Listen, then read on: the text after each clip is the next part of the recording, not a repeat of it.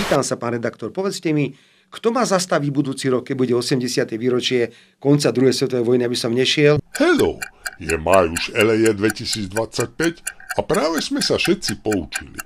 Čas ani Roberta Fica nezastavíš. S veľkým potešením navštívim Moskvu a Nezastaví ma nikto. Kto ma zastaví? Opakujem, nikto. Pôjdete. Pôjde ma. Prečo by som nemal ísť? Ja na oslavy 80. výročia jednoducho idem. Bodka. Bodka, čárka, výkričník. Ale najprv veľký otáznik. Čo si pre Boha zbaliť na takú ďalekú a dôležitú cestu do Moskvy? Alebo skôr hanebnú? Napokon to je tiež dobrá otázka. Záleží od toho, ako sa postavíme k veci.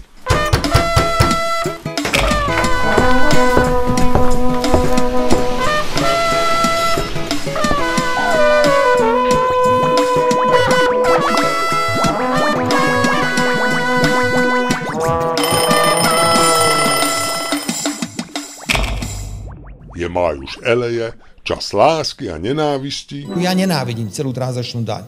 A čo mám robiť? No a na úrade vlády majú predovšetkým porádne fofry. Není to tentoraz kvôli protestu na nedalekom námestí.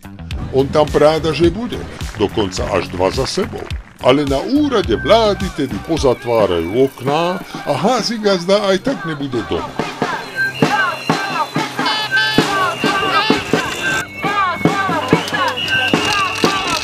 Pýtate sa, že kde bude?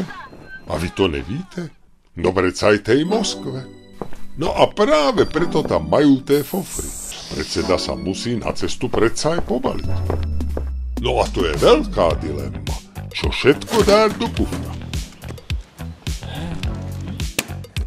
Tak napríklad, čo si obléc. Bude zima, či teplo, tak pekne po porádku. Prádelko trochu sexy, jeden nikdy nevie, ale aj čo si teplejšie. Na čo ďalej? Čo v tej Moskve aktuálne letí? Je toto umenie? Toto je skutočná kultúra. No myslím, že s farbou červenou nemožno nič pokaziť.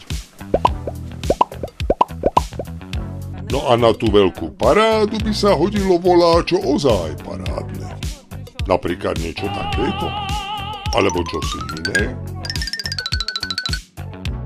Inak kto vie, aké bude v Moskve počas parády počasie? Море поддержит холодную погоду с ночными Bude заморозками. zamračené, či obloha bude jasná?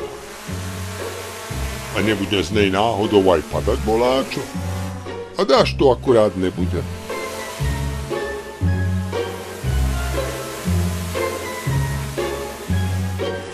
Legitímnych cieľov tam totiž bude neúrekom. Niektorých ste ešte včera možno videli v maskáčoch v zákope.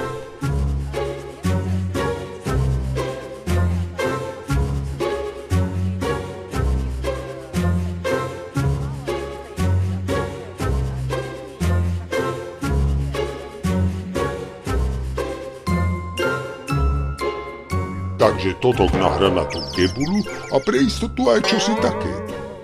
Lebo zaručí sa niekto, že sa náš minister nezblázni a nevypustí z lochu napríklad aj toho cintulu?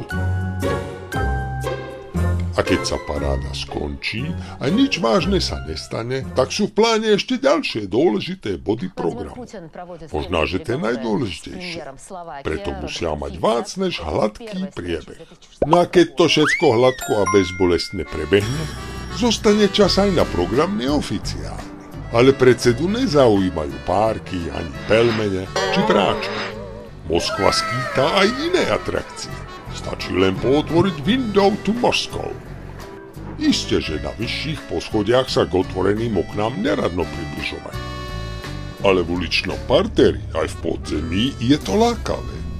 A zdá sa, že aj bezpečné. No ale samozrejme, safety is safety. A nech si na tých Rusákov u nás nadávajú koľko chcú, jedno im nemožno uprieť. Organizácii komparzu sú neprekonateľné. Moskovské okná sú zdá sa do Koránu, ale istota je istota. No tak konečne je zbalené. Teraz už len rýchlo na reptír a nejako doletieť na to Šeremetevo, ak sa bude dať. No a keď sa nebude dať, tak má predseda trochu problém. Hlásime do Houstonu aj do Bajkotu. Ale vám ešte porozprávam veselé príhody o tom, ako nechcú dovoliť členské krajiny Európskej únie niektoré prelet vládneho lietadla. Ale čo tak skúsiť, to treba až s vodnou cestou. To by zíral aj Voloďa, keby sa karpatský terminátor vynoril rovno z rieky Moskva. No však uvidíme. Ako to napokon dopadne, teda dnes ešte nevíme. Len s určitosťou prekonávajúcou každú istotu vieme, že celý ten moskovský výlet bude znamenať totálne prerazené dno.